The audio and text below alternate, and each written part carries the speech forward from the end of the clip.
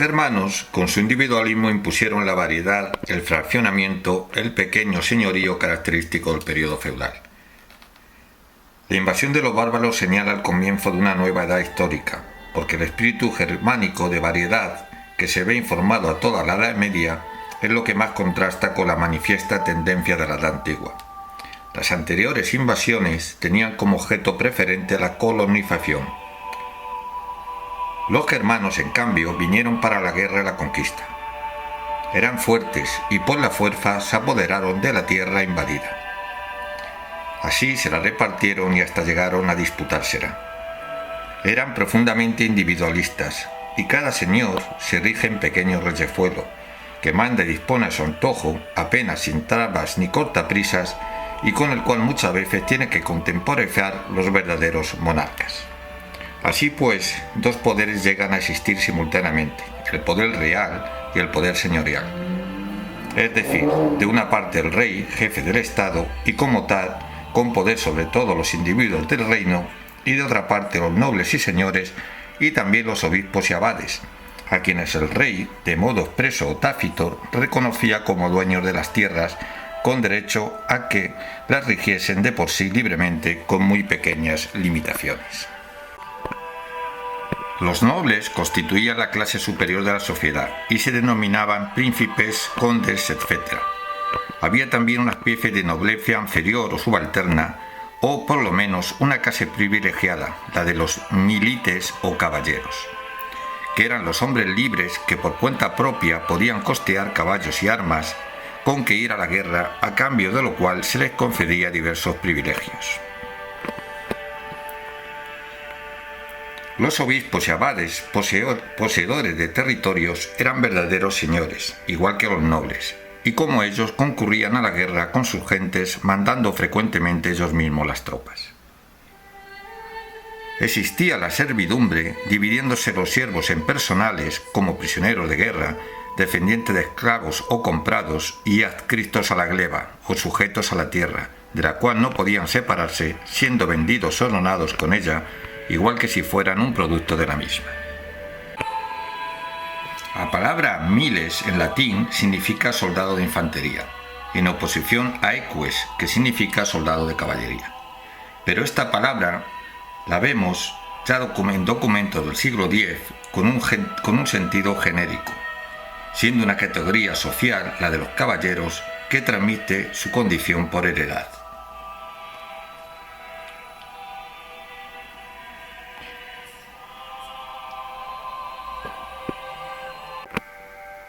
Un miles, en principio, es un soldado profesional que con la militarización de la sociedad, acompañada durante la revolución de los ejércitos operada en el siglo XI, lleva al predominio la caballería sobre la infantería, pasando a identificarse con un caballero sinónimo de soldado profesional.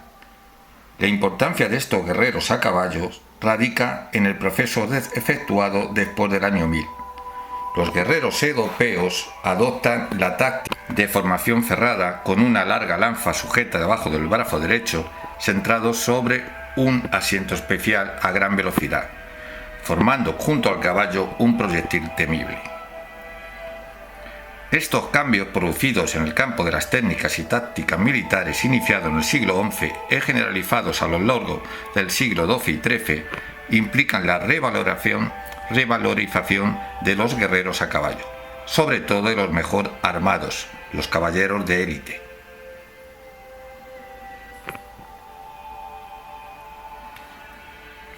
En la Edad Media son miles aquellos que gozan de un considerable acomodo económico, con patrimonio suficiente para poder adquirir y mantener por lo menos un caballo y unos aparejos necesarios para un guerrero.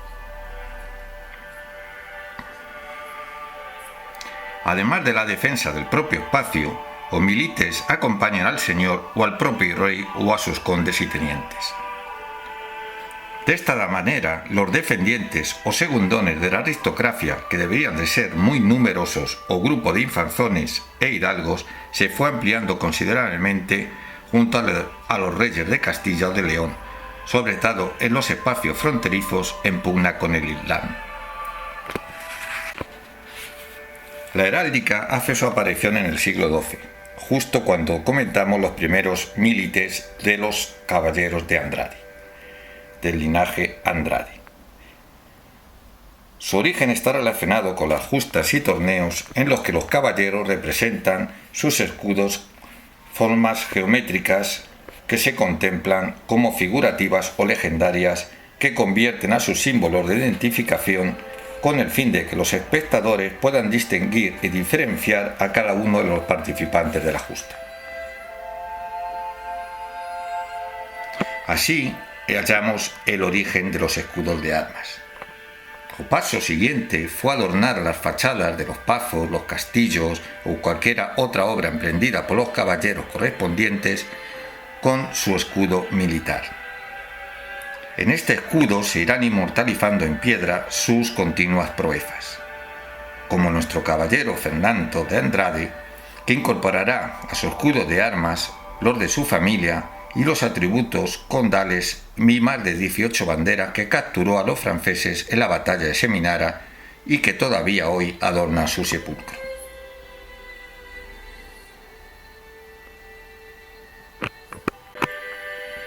Situándonos históricamente en las tierras eumesas y en este contexto histórico, nos hallamos con que nobles y eclesiásticos se enseñorean de la tierra eumesa, casi en su totalidad, y que ese señoreo, apenas interrumpido por la dominación árabe, aparece prontamente consolidado ya desde los primeros tiempos de la Reconquista. Los obispos se significan no ya como jefes espirituales, sino como dueños materiales de las iglesias. Y así nos encontramos litigando a los de Santiago, con los de Lugo y Mondoñedo sobre la posesión de varias de aquellas en el territorio a que se contrae nuestra historia. Aparecen también los comisos o condados de Prufos y Befauzcos, y hasta ha llegado a nosotros la memoria de algunos de los titulados condes en dichos territorios. Pero este señorío pronto lo oscurece el de los Traba, especialmente en tiempos del célebre don Pedro Froila, conde de Camouco, como se designaba algunas veces, y cuyos vastos dominios comprendían también las tierras de Leume.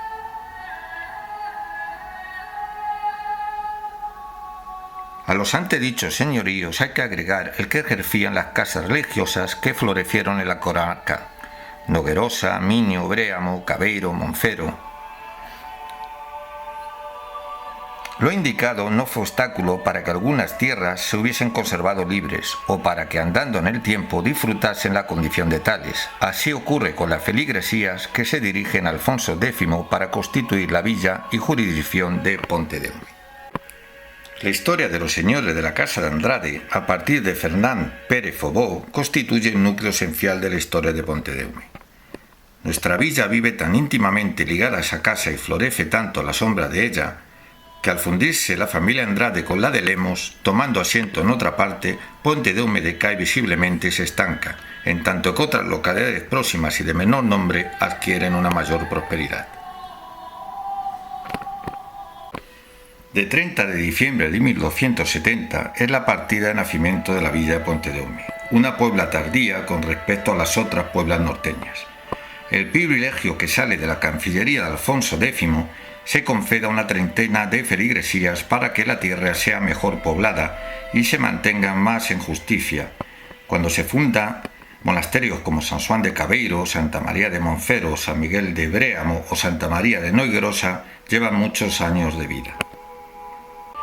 Así pues, la historia de Pontedeume no comienza de un modo positivo hasta el año 1270, fecha en la cual, por virtud de una representación que al rey Alfonso X hicieron los vecinos de unas 30 parroquias, quejándose de las tropelías que con ellos cometían los caballeros, escuderos y otros malfechores o hombres malhechores, que les tomaban los suyos sin su placer. Fue entonces cuando el rey les otorgó el privilegio expedido en 30 de diciembre para que poblasen el lugar que llamaban Pontedeume, e hiciesen villa en él y guardasen allí su pan y su vino, concediéndoles un mercado mensual y el fuero de Benavente para juzgarse. Sin embargo, cabe pararse un poco en la casa de Traba. Don Fernando Pérez de Traba es uno de los más ilustres guerreros que combatieron por Alfonso VII el emperador. Separado de su legítima mujer, doña Sancha González, y muerto el conde de Portugal, don Enrique, vivió bastante tiempo maritalmente con la esposa de este, la infanta o reina doña Teresa.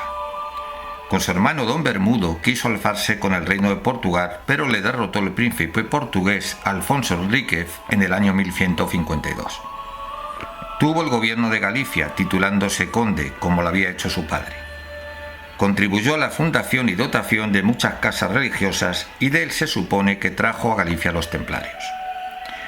Así como su padre crió y educó al emperador Alfonso VII, así también don Fernando tuvo a su cuidado al hijo del emperador, llamado igualmente Fernando, que después fue rey de León y Galicia. Falleció en Santiago a principios de noviembre de 1155 y fue sepultado en la catedral, pero 6 años más tarde su hermano don Bermudo, monje ensobrado, hizo trasladar su cadáver a este monasterio. La famosa Orden de los Templarios, fundada en 1118 por Hugo de Paganis, la supone el señor Murguía, historiador, traída a Galicia por la Casa de Traba, y tal vez por el mismo don Fernando. Establecieron los templarios la bailía de Faro cerca de La Coruña, donde aún se conserva con el nombre Santa María del Temple parte de la iglesia románica que levantaron en la segunda mitad del siglo XII, en una de las márgenes de la ría del Burgo. Dependiente de la bailía de Faro era la iglesia y coto de Santa María de Miño. Extinguida la Orden de los Templarios en el año 1112 por bula del Papa Clemente V, fueron repartidos sus bienes entre la Orden de San Juan de Jerusalén y los reyes.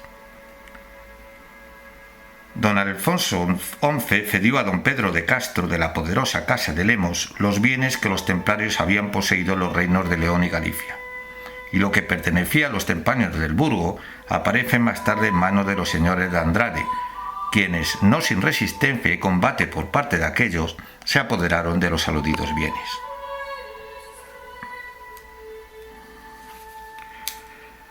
Creen algunos historiadores, como cuenta Cufiero, Frei Jomil o don Ángel del Castillo, que de la enorme importancia que los templarios alcanzaron y de la hermosa iglesia que tuvieron en el Burgo, nació la manía de las gentes de esta comarca mariñana de atribuir a los templarios cuantos monumentos medievales se conservan, desde la iglesia del Cambre, antiguo monasterio cluniacense, hasta la del Monte Bréamo, priorato de los canónicos regulares de San Agustín, viniendo a ser los templarios poco menos que los famosísimos mouros, a quienes en Galicia como en Portugal y en algunas regiones del norte de España se suele atribuir por el Burgo cuantos restos han dejado las antiguas civilizaciones.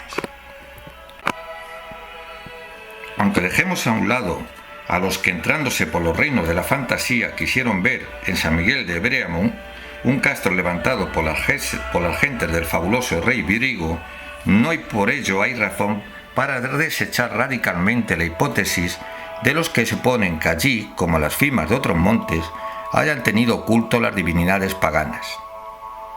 El celta habitó, si no en aquel lugar, en otros bien cercanos, evidentes huellas de su paso dejó la próxima feligresía de Centronia.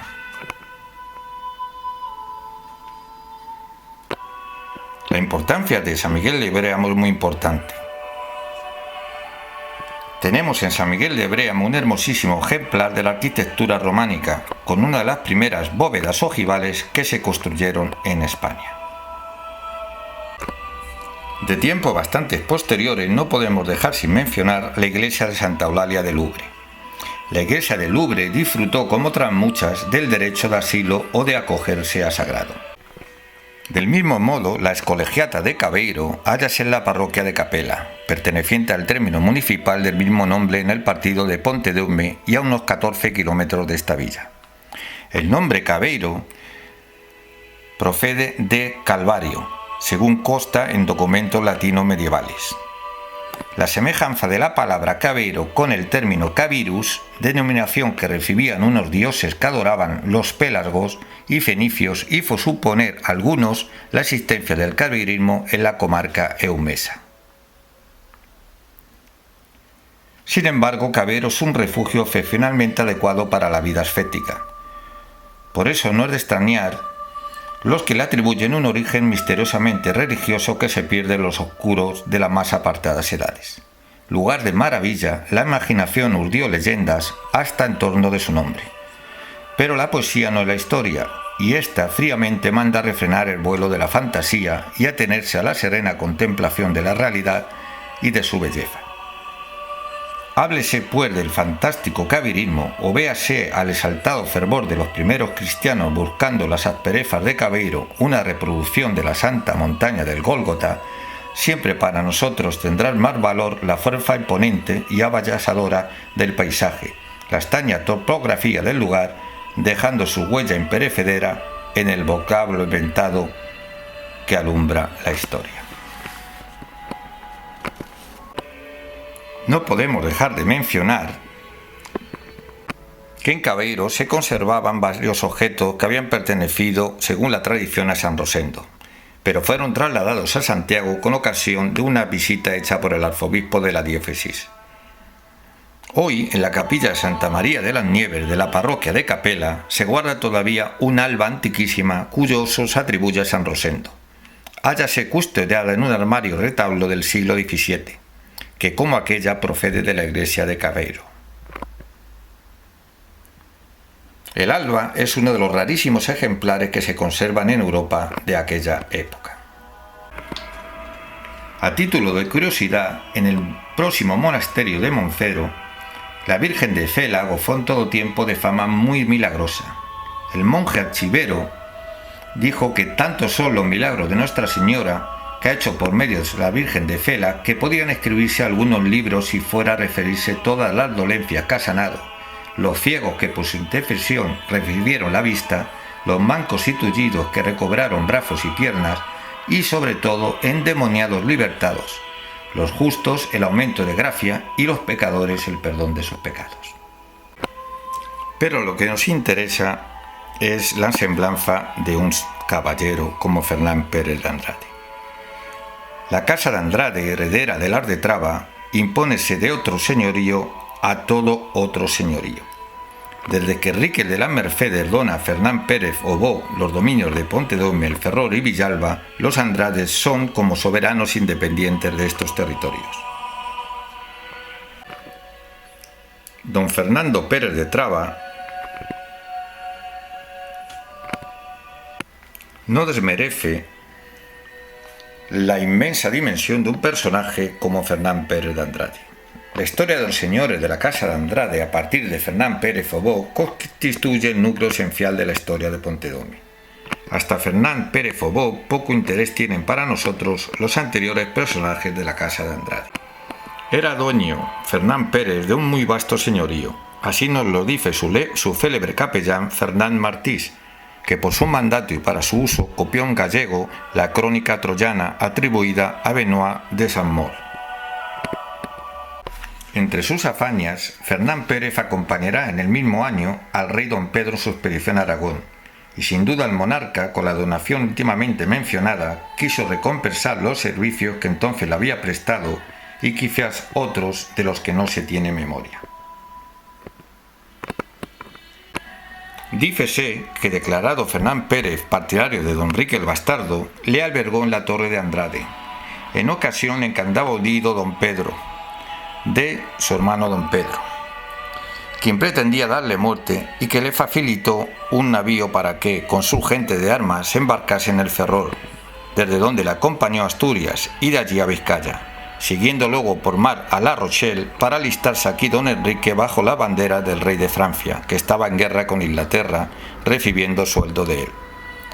Y añade la tradición que el padre de Fernán Pérez, Ruy Freire das Mariñas, al ver partir a su hijo en combadía de don Enrique, exclamó: «Se vó, que vó compañero levas». Y de aquí se quiere hacer arrancar el sobrenombre de Obó, con que la historia le designa, y al que se hizo acreedor por haber dedicado una gran parte de sus rentas a la creación y sostenimiento de importantes obras de utilidad pública. Una tradición harto discutida coloca al de Andrade en la sangrienta tragedia de Montiel, 23 de marzo de 1369, que sirve de epílogo al turbulento reinado de don Pedro I, ayudando a don Enrique en la muerte de su hermano. Dícese que fue Fernán Pérez y no el aventurero bretón Digues Clin quien, hallándose don Pedro luchando con don Enrique, corrió en auxilio de éste pronunciando aquellas famosas palabras: no quito ni pongo rey, pero ayudo a mi señor. Palabras que a primera vista pudieran parecer más propias en boca del de Andrade que no del ambicioso caballero francés. Dábase en este personaje la dichosa circunstancia que unía sus grandes dotes de valor y generosidad a las de una inteligencia viva y cultivada. Émulo continuador de la ilustre serie de próceres trovadores con que contó Galicia el siglo XIII y cuyos últimos acentos tienen todavía la corte de Castilla aquella fuerza de predominio que tardarán más de 100 años en perderse por completo, era nuestro Fernán Pérez, digno hermano en armas y en letras, aunque no tan infortunado, del famoso conde de Urén, su coetáneo y casi vecino. Uno y otro amaban la poesía y sentían la misma viva predilección que su tiempo tuvo por toda clase de ficciones caballerescas. Tanto que, según parece, llegó el de Andrade a reunir en su casa un buen número de libros pertenecientes a los diversos ciclos de la epopeya francesa. Por de pronto consta que para su uso, como hemos mencionado, se copió aquel especial monumento de la literatura medieval como es la Crónica Troyana traducida al gallego. Asimismo, se haría enterrar en San Francisco de Betanzos a la manera templaria. Fernán Pérez de Andrade, o primero Andrade, de alguna manera hizo un guiño a su interés por la geometría sagrada, como se desprende de los estudios de Víctor Foltán, que realizó la espléndida genealogía de los Andrades.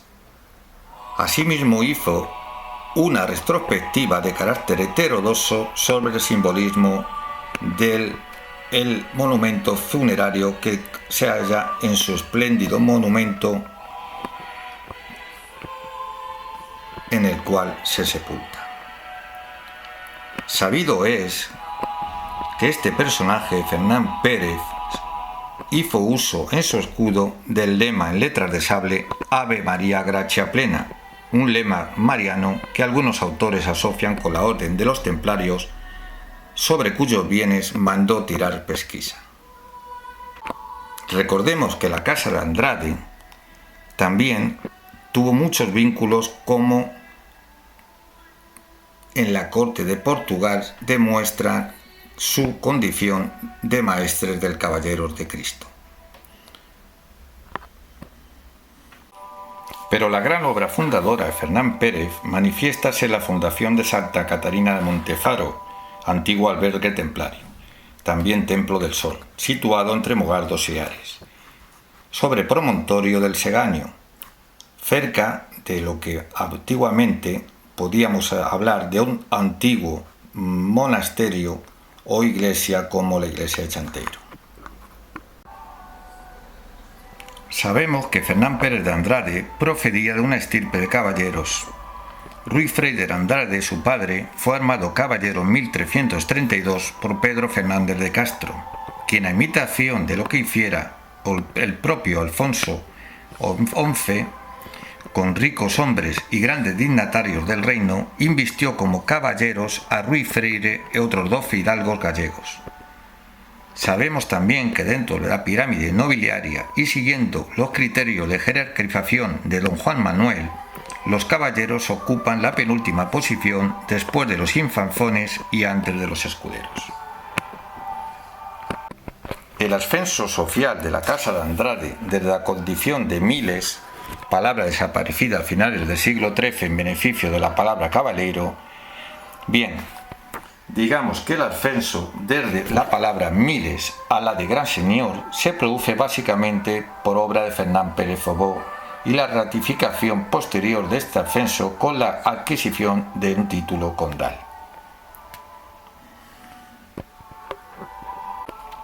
La historia de la familia comienza con don Fortunio Bermúdez, documentando entre 1127 y 1169, y sin duda miembro de la nobleza comarcal. Sus hijos fueron Bermudo, Elvira, Jimena, Fortúnez. En tiempos de don Bermudo Fortúnez, caballero de la feligresía de San Martiño de Andrade, el topónimo se incorpora al apellido. Con don Pedro Bermúdez, probablemente el primer titular del Coto de Andrade, la familia alcanza la cima en esta primera etapa. Fue prestamero a la sombra de la nobleza condal y mantiene buenas relaciones con Cabeiro, monasterio al que dona importantes propiedades y en el que se hace enterrar, al igual que su hermano Martín. Muere en torno a 1235, dejando al menos 2 hijos, Fernán Pérez de Andrade y Lopo Pérez de Andrade, ambos prestameros. Con ellos acaban las buenas relaciones mantenidas con Cabeiro, pasando a ser el monasterio de Monfero, al que terminan encomendándose el preferido. Finalmente, Fernán Pérez de Andrade, por carecer de descendientes, dejaría por heredero y sucesor de todos sus estados a su sobrino Pedro Fernández de Andrade, hijo de su hermano Juan Freire de Andrade. Don Fernando de Andrade y Pérez de Mariñas, hijo y sucesor en el señorío de Puentedóme de Diego de Andrade, es una de las figuras más extraordinarias de relieve en la historia de Galicia, lo cual contraste grandemente con el inexplicable olvido en que los gallegos han tenido su memoria. Podemos decir que es un émulo del gran capitán que se cubrió de gloria en Italia en los espléndidos días de nuestras victorias en aquel país.